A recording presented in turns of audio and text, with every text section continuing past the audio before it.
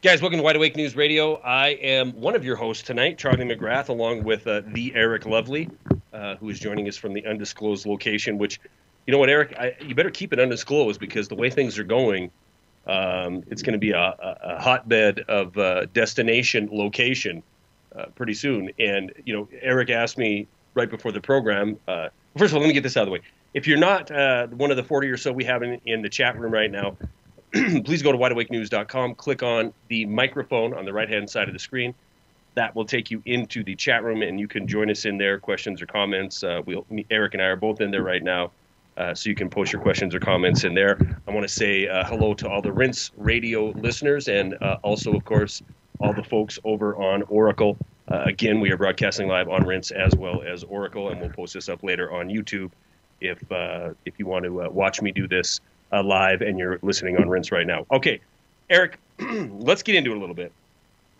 I'm kind of focusing what's had my attention over the last couple days, and what I'm focusing on now is this push to engage in more democracy, air quote, building. The push from our so-called leadership in D.C., the push from the mainstream media is to get us on board with the notion that Assad is about to launch chemical weapons. He's, you know, it's like a bad 1980s movie, right? A bad Red Dawn, right? He's fueling his missiles. He's ready to start lobbing chemical weapons at his citizens, at the people in bordering countries around. The pressure to get the United States involved militarily with Syria is coming to a head. This could be something that it could be right after the first of the year. It could even be before the first of the year. But at the same time, we have the Middle East and North Africa erupting in protests. You asked me before the program what protests am I following, and I said I can't follow them all because the world is starting to push back. Eric. Well, it's funny that you bring that up when you start talking about the whole Red Dawn incident. And I realize that there are many people out there that may not understand what I'm about to say, but the Assad government right now is the American Red Dawn force, whether you want to believe that or not. And the reason why we're seeing this escalation is because here's basically, after all these months of dumping weaponry and everything that they can into these rebels, and the smoke is cleared, and the rebels are getting pounded. The rebels are losing horribly. If you look at Al Jazeera News, if you look at other foreign news outlets that are starting to talk about how the rebels are crumbling, how the rebels have failed another city siege, they're losing ground, the Assad forces are starting to come back. Therefore, you now see an escalation to get more qualified troops in. In other words, to beat up on the Afghan army and to beat up on the Iraqis and to beat up on all these countries and beat up on the Libyans, the hired henchmen were good enough. Unfortunately, they went to Syria, who is being backed mechanically. I'll say mechanically. In other words, all mechanized armaments, things of that nature, is coming from Russia. And guess what? The Syrian army are well trained. They know how to use the better equipment. And the rebels are taking a real beating, and that is why you see the escalation. We have to go in to help them, or we're going to lose. Yeah, no doubt about it. And you're right. You have these governments in these other nations that were, I don't know about Libya because he was fairly. Gaddafi was fairly well established military that he had there. I think it was more of a blitzkrieg type of so-called revolution that happened there that was able to get him ousted quickly, but not of course without the help of the no-fly zone and our fighter bombers. If you go and you look at the data, what happened to Gaddafi is his three top armor advisors or generals, as you want to call them. They were in basically command of 90% of his armored brigades and so forth. We bought them off. And that's how Gaddafi crumbled. They don't want to talk about it, but basically we bribed them. They left the battlefield, and Gaddafi's forces crumbled because he didn't have any heavy armor. Now, the Assad forces, instead of surrendering or taking the bribe, they've decided to pound on the rebels with that heavy armor, and they're winning. I mean, this is it's a tragic thing. Spain is, I don't want to use the word civil war yet with Spain, but looking at the Spanish upheaval and the secession movement by the Catalonians, and for most people who think that that's a non-existent thing, you have to go back into history, and you're really going to have to research, because back in the day, before there was Spain, before there was a Spanish Empire, it was known as Castilla, and Catalonia was a branch or a portion, a kingdom, and when they all went through a civil war and so on and so forth, it fell apart, and you had the rise of the Spanish Empire, backed by the Catalonians, and that's the region that is looking to break off and is now asking for full sovereign separation to become their own state. And it seems to be that they're actually siding, and they're being supported by NGOs because they want to be ushered into the European Union as their own independent state. Yeah. Well, we've just begun to see the crack up, I believe, of Europe. I don't think for one second that it's going to peacefully, that they're peacefully going to settle any of these problems, even though the mainstream today is asking the question, is the Greek debt crisis solved? Eric, it's just getting started. I mean, it's just starting to really to come apart. You have nations in Europe with higher unemployment rates than they've ever had, ever. I mean, this is even worse than the Depression of the 30s. I mean, we are in a full-fledged global depression, and the only game in town that's keeping it from being realized by everybody is this fantasy money printing. And the crux of it is that can't last much longer. I mean, even mainstream experts say it can't last much longer. So the solution is going to be something that I don't think anybody is ready for, Eric. I don't think anybody understands what's coming. I mean, for the most part, probably a lot of this audience does, and a lot of people who are follow alternative media understand what's coming. But there's a really good reason why the world needs to be brought down. It needs to be brought down to a level of suffering and a level of angst, and that is so they will be willing participants in becoming slaves. The Middle East, North Africa, inside of Europe, inside the United States. All of this has to occur on the back of a real tragedy, a real crisis of reality. And Eric, if somebody asked me, is it going to begin this pain and suffering that we talk about? Is it going to begin in 2013? Well, first of all, the obvious answer is, where have you been? I mean, it's all over the world right now. But when will the masses realize it? We could still see it this year. We could still see a massive event happen in the markets this year. We can see a massive event happen militarily in the next few days, in the next few weeks before the end of this year. Well, and it's kind of funny when you look at it, because it's really about perspective and situation, or geo splotching. In other words, where you appear on the map, you already realize it. Now, the American colonies, as you want to look at them, the United States, they're sheltered still from a lot of what is going on. But if you go to Spain, if you go anywhere in Europe, they already know it. They're already experiencing it. If you go anywhere in the Middle East, they already know it. They're already experiencing it. And it's not even there. People think this is funny. Americans are the last holdouts to be really embracing this, because China's in the middle of upheaval and riots and so forth. Russia doesn't seem to be having too much problems, but they're the only ones, including America, because you have a war being waged in Africa right now between two surrogate armies. You have war all over the Middle East. You have Yemen and the bombing, and it is ridiculous that the Americans are still sitting around going, well, when's it all going to start? Here's a news flash for you. Rome was partying it up while the rest of the known empire was spiraling into the abyss of utter hell and chaos. You are the Roman Empire. You may not see it in Rome yet, but let me tell you, the barbarians are ripping it apart. And the thing that you need to go back through in history that people really need to understand, I know that the break is coming up, but when these empires collapse, they upgrade the tyrannical rule 1,000 folds to maintain their power. That's right.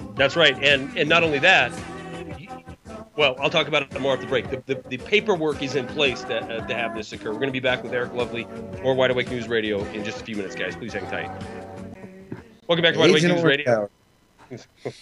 Yeah, I'm changing the lifestyle, man. I'm going to hit the bottle. Welcome back to Wide Awake News Radio. I'm Charlie McGrath, your host. Eric Lovely is our co-host tonight on this Tuesday, the 4th day of December 2012. You know, it's weird. It's just weird being in December 2012 with all the hype, hullabaloo, and talk going on about the Mayans for the last decade, right? I mean, but here we sit, Eric, and this isn't, you know, I know I want to talk about the legislation in place, and we'll get to that. We got plenty of time left. But I just had, you know, a little bit of a step back moment, an epiphany, if you will.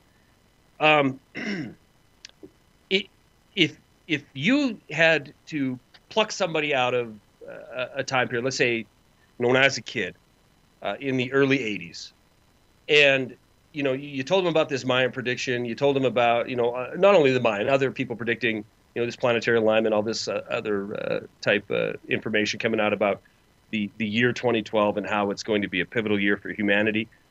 And, you know, and it sounded like a bunch of bunk to you in that time period. And then you threw them into a time machine and you brought them to December 4th, 2012, and you just started pointing to, you know, news or to television screens with news of the world's current events that were going on right now.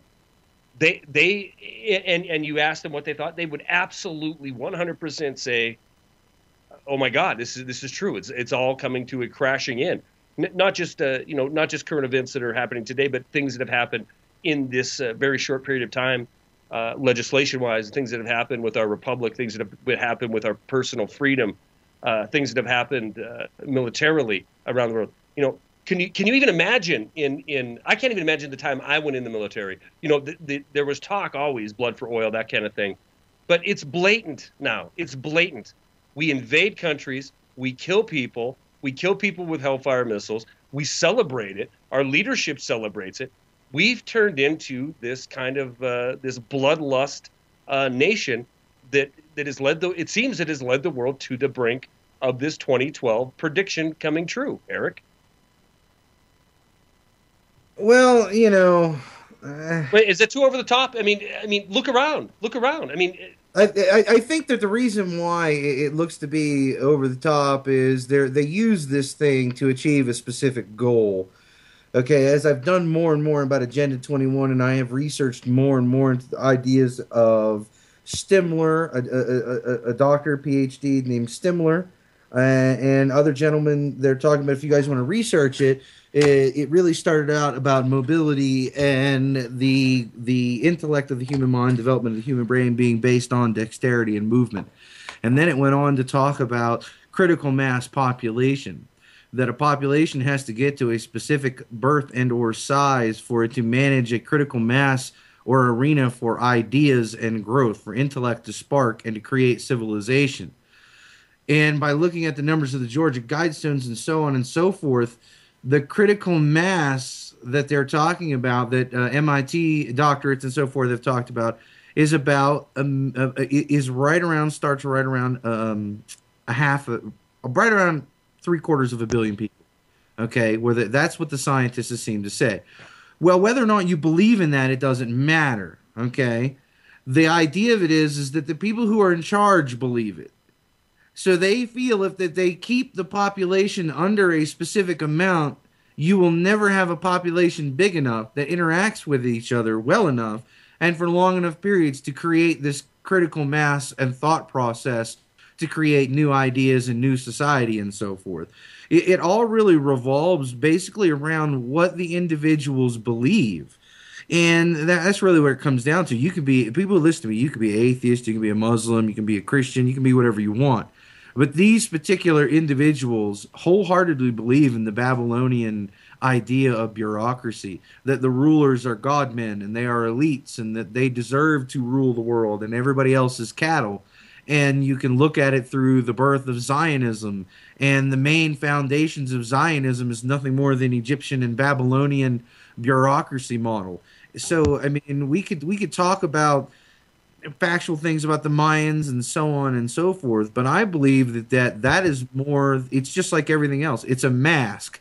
So as they eliminate population, you know what I mean. People are freaked out and they think it's the end of the world and so on and so forth. And I know that's hard for people to grasp on the whole idea.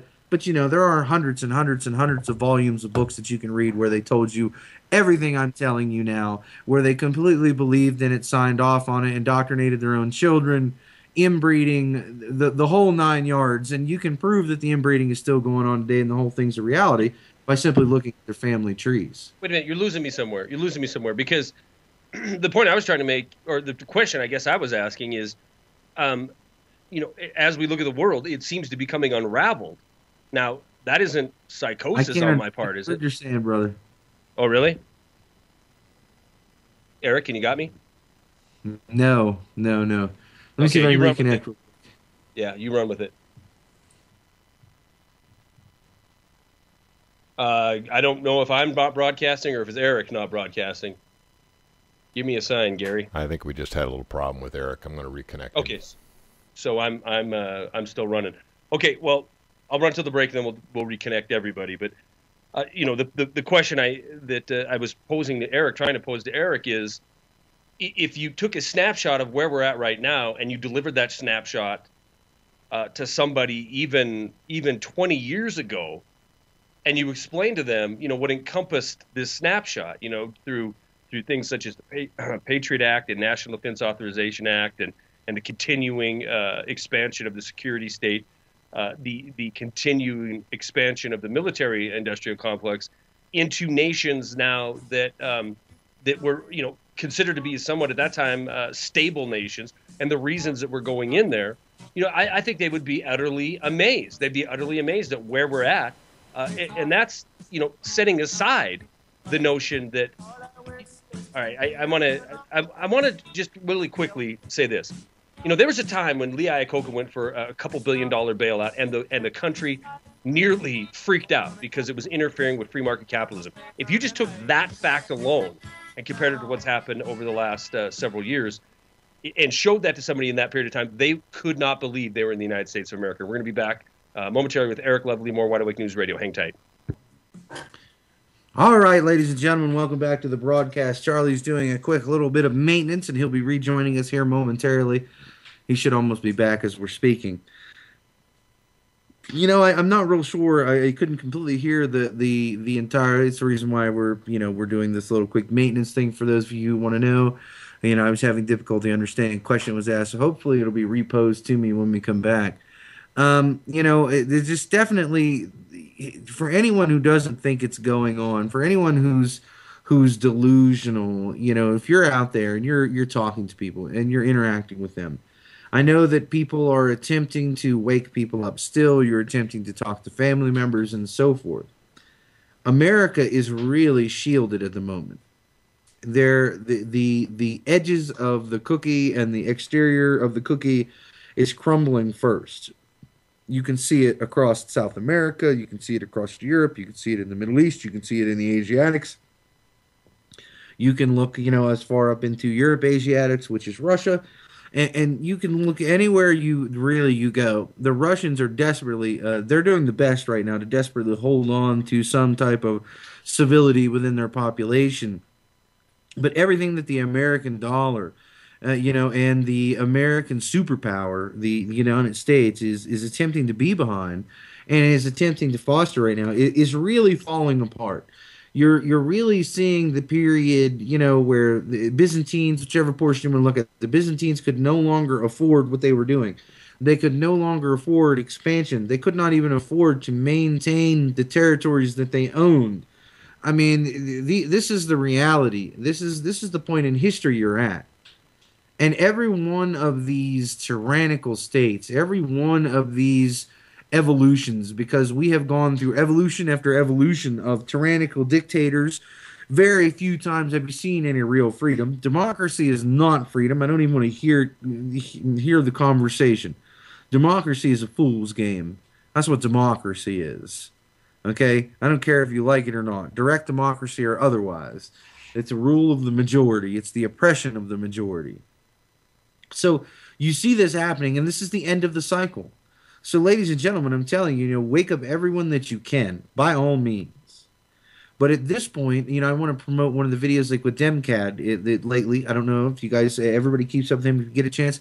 He actually goes and prepares his MRE and he physically eats it himself and he describes what it tastes like. He tells you, the consistency and the things of that nature. This is what you need to be doing. If you got 7 years worth of food stocked up for this event that's about to take place, and you're not eating any of it, or you're not trying any of it, like if you go to if you go to our sponsor who's regularly here, Charlie, what's his name? The actual guy's name? Chris Atkins. Yeah, Chris Atkins. When you guys buy this stuff, it is good stuff. Trust me, it really is pretty damn good. But you need to consume it yourself. You need to either even if you only buy a variety pack to try and test them and to taste them and to do these things. With the way the world is shaping up, you better be tasting them and making sure you're purchasing the things that you're going to like to eat.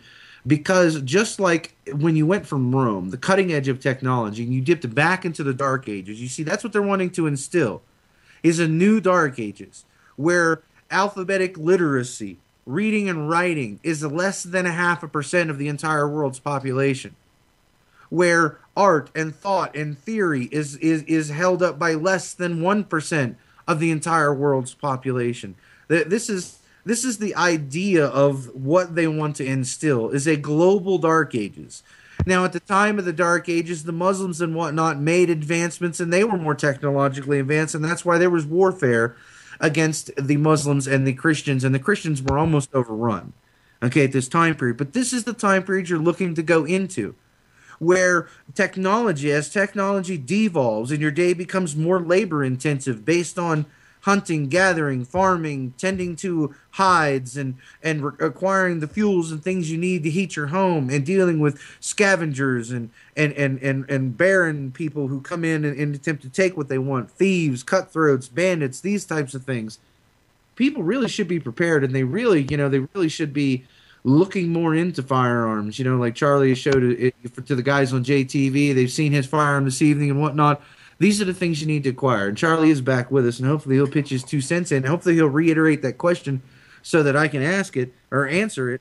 But, I mean, at this point, I really hope people are actually doing, take a page out of Demcad's book. Take out some of that stuff and physically prepare it. Start to use it. If you have bivouac equipment and things of that nature, use it. Just don't say I got it in the closet and when I need it, it's there. Well, I'll reiterate the question, at least the one before I had all the snafus with the deal. But I think it was more. I don't know if you could hear me continuing on there, but yeah. It was more of if you pluck somebody out of just a couple decades ago and showed them where we're at right now, they would have a hard time believing this is the United States. If you explained, all the pieces that have been put into place as far as legislation to inflict tyranny onto the country. I mean, all the pieces are here. Oh, yeah. I mean, and I don't know.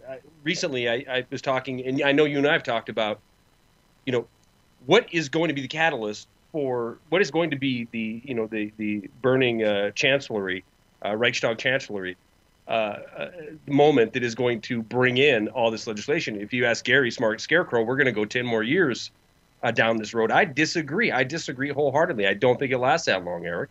Oh, I don't. I think your absolute best case scenario is 2, and that's if everything swings to the least negative point and continues on down this path. You might get 2 years out of it. What the problem is that it is so massive. There's so many countries now, and now you've already moved into the espionage stage. Where you see the United Nations, they're all meeting, and the Russians come and sit down, and the Chinese sit down, and oh yeah, we're all voting and we're working on this problem, blah, blah, blah, blah, blah. But what are they really doing? They're covertly and secretly funding the Syrian government, printing their currency.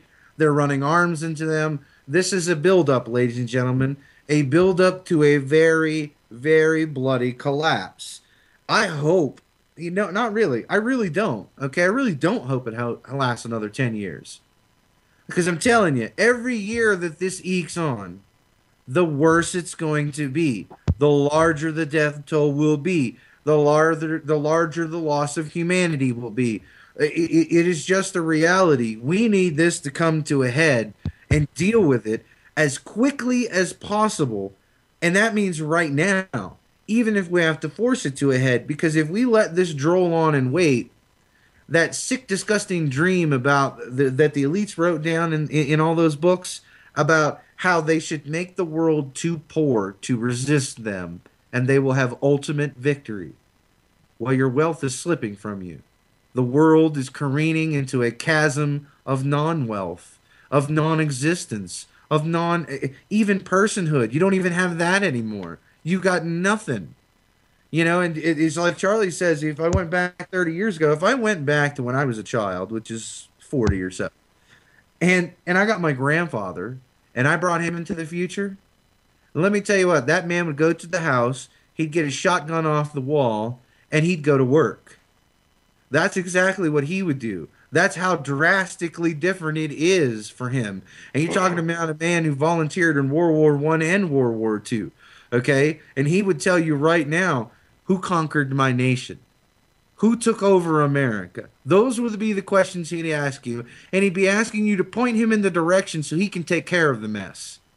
That's what someone from that time period would be thinking. And it no longer exists that way today. We're so far gone. Ugh. Yeah, I completely agree. That's why I said that it wouldn't shock me to have a pivotal event happen between now and Christmas. Again, which we got the music playing here. All right, we're gonna finish this first hour with Eric Lovely and more Wide Awake News Radio on the backside of this break, guys. Hang tight. Don't make me go next door and get my old Colt 45. Well, you'd have to turn your camera on. Welcome back to Wide Awake News Radio, final segment with Eric Lovely, unless I can talk him into staying on with me and Chris from seedsnow.com in the next hour. And we were talking during the break. The folks on JTV saw me showing one of my handguns. And this is the point. This is the point we're at. And for anybody who's followed this program or me on YouTube for a long time, I don't do this. I don't talk guns that often. I certainly haven't made a bunch of videos where I'm out showing the use of these, as Eric plays with his Springfield there. But I did just make a video on what are you going to do in an emergency situation. I am spending more time concentrating on preparedness because I think it's that important, Eric. I think we're that close. Well, I definitely agree. I think people should be doing all the things that they normally do. I understand that people want to talk to me about educating the population and so forth, and you should be. You should try to educate them as much as you possibly can as far as what's going on and whatnot. But at this point, you really need to be honing your preparations. You need to be looking at your well stores, how you're going to move the last amount of your finances around. For those people who have things stocked up in their bedroom, their bathroom, their closet, or whatever, you need to be firing that ammunition. And for those who are on JTV, heard Smart Scarecrow say something that really is honest. The best gun for an individual is definitely something that you're familiar with, comfortable with, and have fired. I would say at least 5,000 rounds through. Like he said. And the reason why is you may pick it up in the store, it may feel good in your hand, you may like the way it looks, and so on and so forth. But if you're not pulling it out of that holster, if you're not doing 100 dry pulls a day, if someone doesn't know what that is, or if you're not doing practicing your delivery, and then also as well on the range, shooting down range. And I don't mean the days of standing in a line and shooting down the line at the range, that's where you want to start. But then you're going to need to actually put obstacles up, and you're going to need to learn to run and shoot. You're going to need to have to learn how to be active in combat. You're not a stationary wall target. For the guys who have the big scopes and the big professional guns, and they believe themselves to be the next renegade sniper team that's going to save the world. Well, good for them. For those of you who are looking to protect your family and looking to protect your goods, you need to know how to maneuver around the house. You need to investigate and learn and understand what the different versions of cutting the pie is. when entry into a room is more dangerous than the benefit you may get from it. You may not need to clear your house if they are separated into another portion of the house away from you. You have to go through drills like that with the family and the people that you care about. You're going to have to understand fields of fire. You're going to have to understand suppression fire. You're going to have, these are all things you should be coming familiar with. And even if you have to buy an airsoft gun to learn these things so that you're not wasting tons and tons and tons of ammunition training, you can get an airsoft gun, and the movement and executing the skills and learning the skills before you actually need to put them into practice is going to aid and assist you. If you don't know someone, then you need to be contacting ex-service guys, people that you trust. Ask Charlie. I'm sure Charlie can tell you what hand signals are, how hand signals work, and so on and so forth. These are all desperate things that you people need to be consuming and learning right now. Couldn't agree with that more. And matter of fact, the only thing I would say that might be a little bit out of place in that statement you just made there, Eric, is it might be too late. You know what I'm saying? Well, I really don't. I don't see it as too late. Because I think that there is. No, I mean it's not too late to get yourself in a position to take care of yourself, take care of your family. I'm completely in the mindset that to fire 5,000 rounds of ammunition, we could certainly wake up tomorrow morning to a crisis situation. Here's the fact: you need to get ready for what's coming. And again, I've said it over and over again: mentally prepare for what's coming, then get your food, get your water, and get a way to defend it. You don't have to be the best trained individual in the world to understand how important these things are, and how they can be beneficial to protecting what you have. And, I also want to add, too, that the being mentally and physically and spiritually prepared is at the core.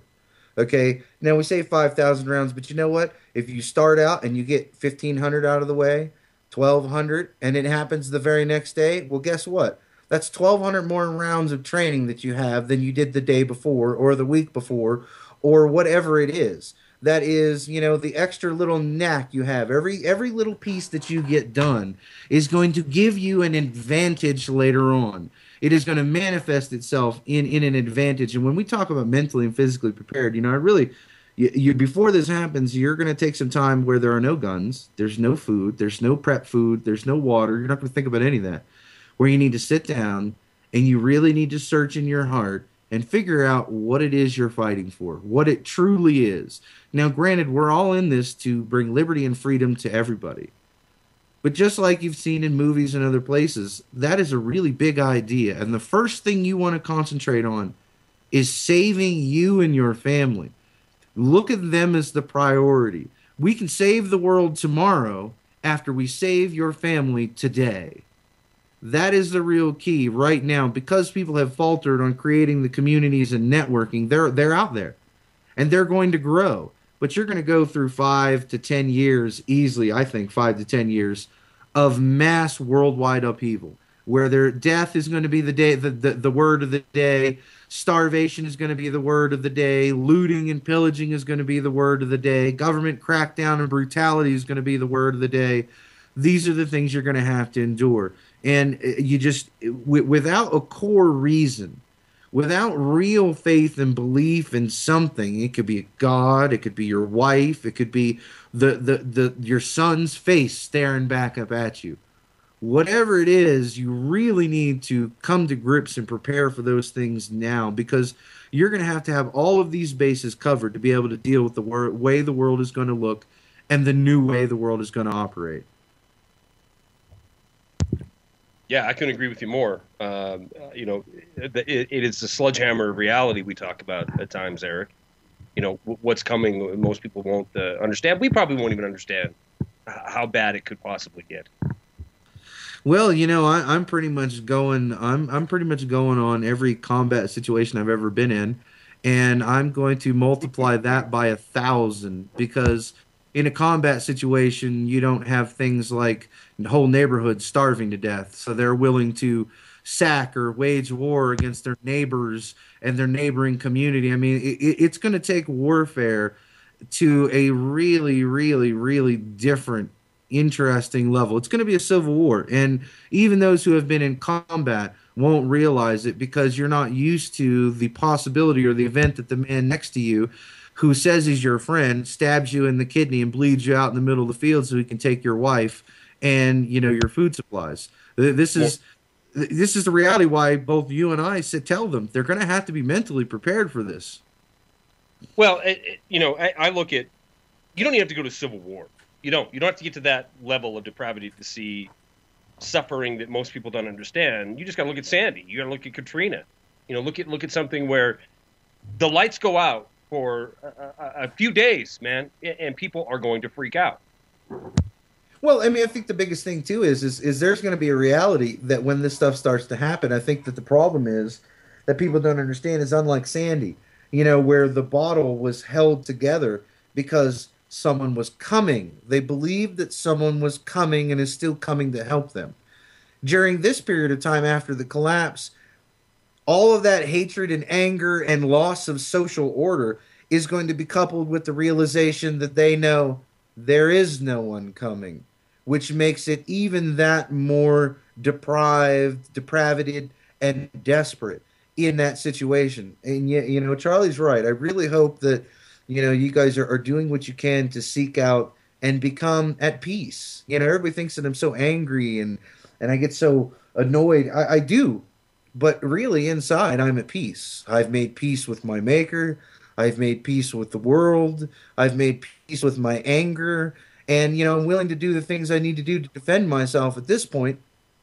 And that's the way everybody else needs to do too. You need to just come at peace and come to grips with all kinds of things. I'm going to tell you, if you're under the burden, I'll tell you right now, maybe this will be more biblical. I'm getting to my preacher time here, but if you're under the burden of racism, Brother Lovely, if you're under the delusions of racism, if you're under the delusions of sexism and things of that nature, look, as life moves forward, society is not going to tolerate such things.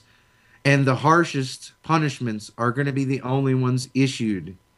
You need to come to grips with your inner hatred. This is a time of the Great Awakening. It really is. It's a time that humans can take the next step and be even more liberty-minded and more free than they ever have been before, or we can spiral into the decadent decay of what is going on. It really boils down to whether or not human beings are willing to just make a change, to give up all of their petty crap and understand what liberty means and how everyone is entitled to liberty. I see Charlie. Everybody's getting to watch his face turn beet red over there on the. Yeah, I'm having a bit of an issue. I'm having a little asthma attack going on right now, so I appreciate you, carrying the ball there for me as you see me withering. Oh, it's fine, Charlie. It's no problem at all.